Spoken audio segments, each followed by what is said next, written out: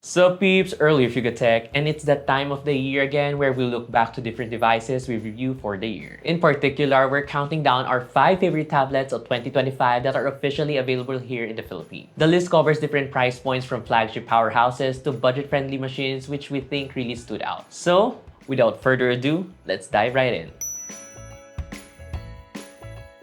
If you want an all-rounder tablet that can handle almost everything without compromise, the Xiaomi Pad 7 Pro easily takes the spot. It's powered by the Snapdragon 8s Gen 3, which gives it an almost flagship level performance for multitasking, productivity, and demanding games. Paired with its 11.2-inch IPS LCD screen with up to 144Hz refresh rate, everything feels fast and polished, making this tablet comfortable for both work and entertainment. It's also a great option if you plan to use a keyboard or stylus and treat it like a lightweight productivity machine. With that, it doesn't feel like a tablet that's limited to just casual use. Here in the Philippines, the Xiaomi Pad 7 Pro starts at 29,999 pesos for the 8GB plus 256GB variant, while higher configurations can reach around 33,999 pesos. But if you want a more affordable version, there's also the base model Xiaomi Pad 7, which still packs a punch while coming in at just under 20,000 pesos. So there's that.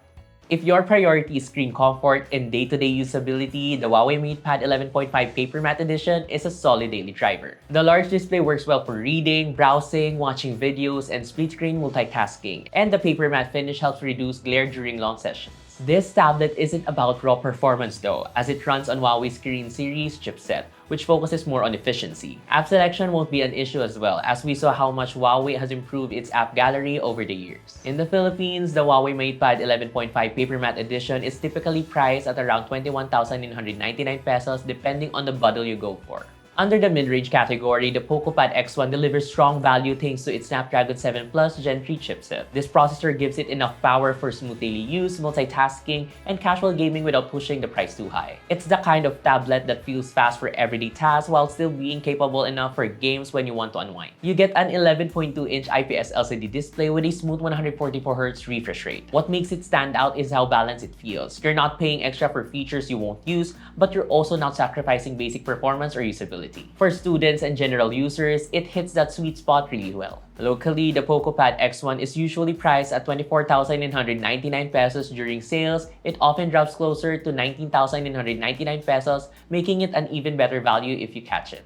For users who value performance but want something more compact, the Lenovo Legion Tab 8.8 Gen 3 is exactly the one you're looking for. The tablet is powered by the Snapdragon 8 Gen 3. Its smaller size make it easier to hold, especially for gaming, while still being able to deliver fast and responsive gameplay for demanding apps and games. Locally, the Lenovo Legion Tab 8.8 Gen 3 is officially priced at 29,995 pesos, keeping it just under 30,000 mark.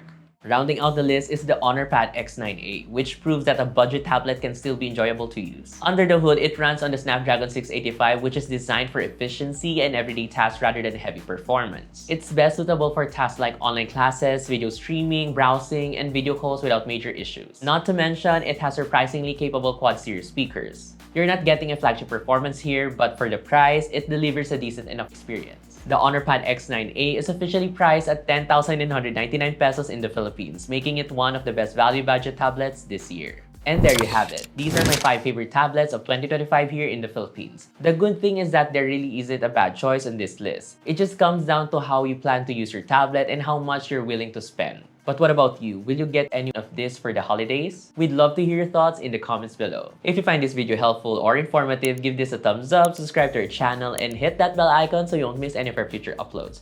Don't forget to follow us on our socials, and this has been Earl, and I'll see you guys in the next one. Bye!